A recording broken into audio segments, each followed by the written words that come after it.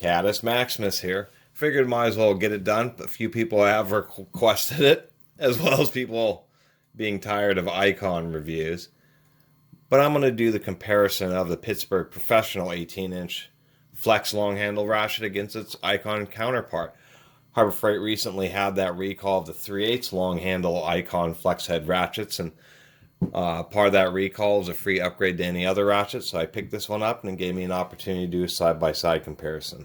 The long and the short of it is I believe that the Pittsburgh Professional will probably work for 80% of the people out there, but the icon is quite a bit better. And even at the retail price of $60 on the shelf for the icon, it's actually a pretty good price for one of these big long ratchets and half-inch drive. The Pittsburgh's going to be about half the price. And it really will be good for most people, but it has, there's a lot of differences, such as fit and finish. It doesn't have quite as strong a ratchet mechanism. I'm sure the steel isn't quite as good a quality. And really the switch is one of the biggest Achilles heels, because due to the twin pawl design, the switch has to be held in through a cross screw. And unfortunately, and I did grease this, if that cross screw is always rotating, and they just use Loctite to try to hold that in, but you can't torque it in too much, otherwise it ends up locking up the reverse lever. And so I've seen plenty of these where that once that screw falls out, the little lever will fall out, and then the ratchet doesn't operate. It's not a big deal, but it's like one of the small differences where this is more of a traditional sealed head type ratchet. Also, the other differences is many people find it odd to have the switch on the left, where many ratchets it's traditional where the switch is on the right, as well as it just having the nice on and off logos. So there's definitely a few differences. Of course, this is a 90 tooth, where this is a 72 tooth. Fit and finish issues are such as the head, where we can see this one's squared off and actually has some pretty sharp edges there, where this is much smoother, tapered to be more matched with the fork handle. We can see on this one where the head is actually narrower than the fork, and so on the front it's okay, but on the back there's an additional couple of sharp edges where that kind of fit and finish is better on the icon. We can see the icon has a larger lock screw than what the Pittsburgh Professional has. If we take a closer look at just if we can, of this, I don't know if we can get this quite in the camera, but it does appear that the steel is just a little bit smoother of a finish. That would indicate that it's actually a higher grade steel versus what's in the Pittsburgh Professional. There's been a lot of tests since Harbor Freight came out with these Pittsburgh Pros, and most of them are really pretty good. The ratchet mechanisms hold up. Some of them, the anvil is what breaks first, and some of them, the ratchet mechanism is what fails and strips out. Where it seems like on the icons, it's pretty much the anvil that fails every time. The ratchet mechanism is pretty strong. Even though it is fine tooth, and there is a double-edged sword with fine tooth ratchets, is even though you get many individual clicks, the teeth are fine, and so they just need to be a little bit more careful with any type of grit or contamination. So it's important to regularly maintain your ratchets.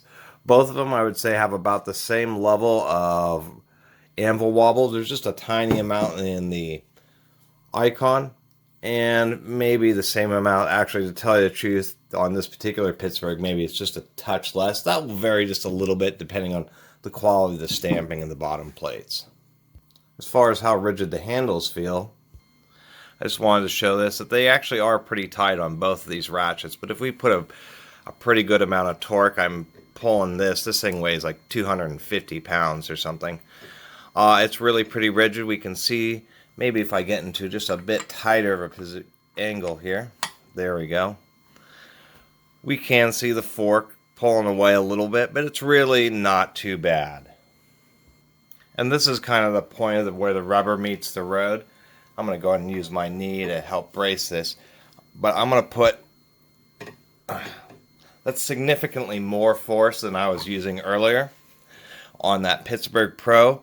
And we can see that the fork is moving less, even though that there's more force. It really is a stronger steel. That wasn't the best example, but if they had both of these at the store with some kind of setup where you could put the anvil in and feel how strong it is, you would definitely feel what I felt, which is a bit more springiness. There's definitely more flex in this Pittsburgh than there was in the Icon, and an easily noticeable amount when you're using them by hand. Or excuse me, not using them by hand, but have them on a pretty fixed object, say lug nuts or, heavy suspension bolts. And that's kind of the purpose why they sell these big ratchets, is for using as breaker bars. Why on earth do you have a 1.5 foot long ratchet? It's really not a joke. Like, here's a Mac 18-inch breaker bar, which was the big breaker bar, and here's like a standard proto, and these are actually significantly longer. The standard protos would have been 16-inch breaker bars. So overall, really, I think I realize why the wrenches are so expensive. I was complaining about them a lot earlier, about the Icon wrenches, but really when you consider it, every wrench has to have a different broach. It has to have a different set of forging dies. It has to have a different set of roll stamps for every single size of wrench in a wrench set. Where a ratchets, they're only producing, the entire Icon line of all the ratchets is what, 10 ratchets or something like that. The same amount as just one set of dies for, say, stubby box wrenches, and then the full size ones need a whole nother set of dies. So that's where a lot of the expense is coming from.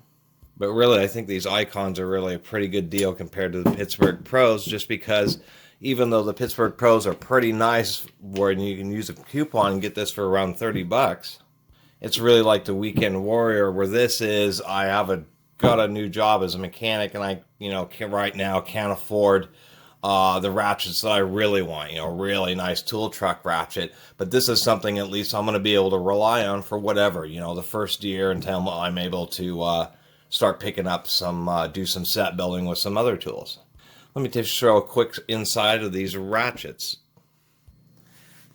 And here would be our ratchet mechanisms. I did mention, like in my earlier Icon review, that they do use a cast zinc switch, and it does stand off on the flex heads. I did pick up actually one of the stubby straight ratchets, and it's true, they're a different forging. They actually have modified switches in the straight ones.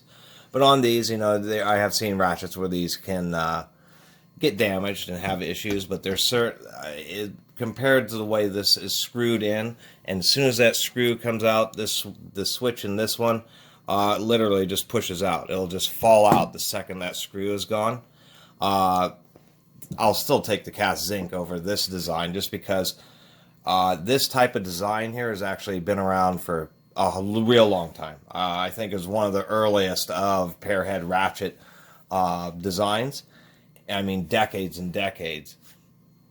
And they've always been kind of notorious. We can see that the pawls are pretty thick. I actually use grease. You can usually get away with actual grease and 1/2-inch ratchets, but it tends to be too thick and doesn't allow the pawls to seat properly, especially in 1/4-inch ratchets. And then in that situation, you just want to use sewing machine oil or just some kind of light oil. And then, of course, we do have our single pawl design, which has, one viewer did count them up, 14 teeth. And so when you switch directions on this, of course, it just slips it back and forth, and then it runs it straight into the wedge. The way this system works is it's actually trying to roll the ratchet mechanism on top. There's 2 pawls, but unfortunately there's only 4 teeth on each of the pawls. It's just the fact that the direction of force is more downwards, where it's trying to roll over the top of it, is how these get away with that. Where in this pinch system, they really do need a lot of extra teeth. But it provides a distinct advantage because you have all these extra teeth, which is additional surface area for wear, and they do last longer. Meaning, I believe that if this ratchet, turns 1,000,000 times and this one turns 1,000,000 times, that these teeth are going to be worn down more quickly on the Pittsburgh Pro.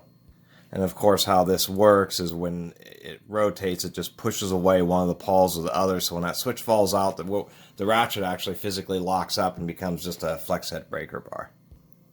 And last but not least, it actually feels like the ball detent is just a bit stronger on the Icon, just to boot. And that's one thing you do expect from higher quality ratchets, is that they have a ball detent that actually has a pretty strong spring, because it's better to have a socket that's a little bit hard to remove from the tool rather than having the socket end up getting stuck on the fastener and then you're trying to battle with it. That oftentimes happens with things such as spark plug sockets. You're not directly removing spark plugs on these ratchets, but that's the point of a stronger detent.